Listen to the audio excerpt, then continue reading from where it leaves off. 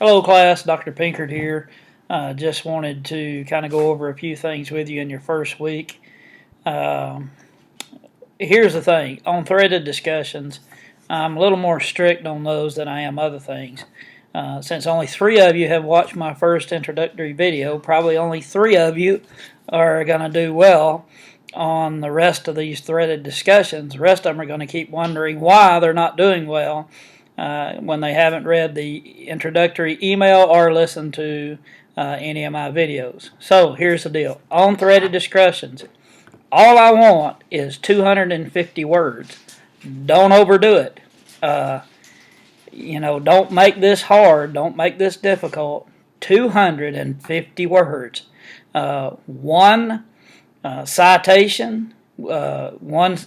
Cite something one time, properly footnote it on your first threaded discussion that you do, your initial post. That's all I'm asking for. Don't overthink it. Find one theme, one point that you want to make, and just write 250 words on that with one citation and properly footnote it. That's all I'm asking for. And if you have any questions, please feel free to contact me and let me know. I'm a little more lenient on reflection papers and things like that because that's your reflection. You're reflecting on what you've read.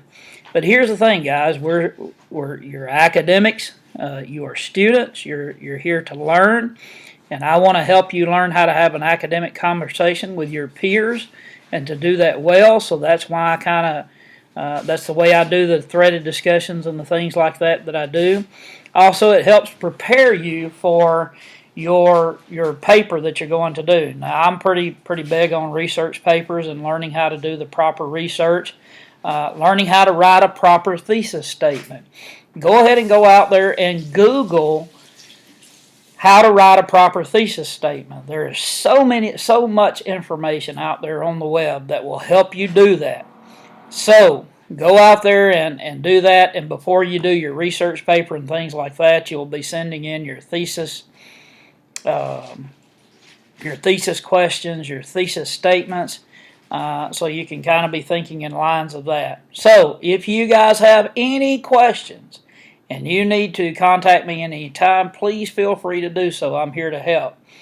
Now, real quickly, this week you are looking at divine inspiration, or you're looking at divine inspiration. You're kind of looking at it from 2 points. One, you're looking at it from, did God dictate to the author what to write? In other words, did the author really not have a choice or any free will in writing the book of the Bible that he or she wrote? Secondly, you're looking at, was it inspired? In other words, did God inspire the author? Did the author have some free will in what they wrote? Well, here's a third way as you're reading all this to think about that. Think about being a witness. The author experienced God in a certain way, and the book that he or she wrote is a witness or a testimony of how he or she experienced God. In other words, it's just like a witness that goes to court, and they are witnessing and saying, this is what I saw. This is what I experienced.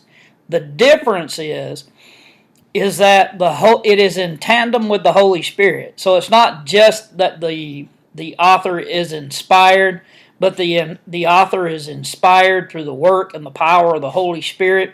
So it is more than just inspiration. It is inspired, but it is Spirit inspired. And think about that as well while you're going through this week's course reading and things like that. So look forward to our conversations together, and hope you all have a great week. Thank you.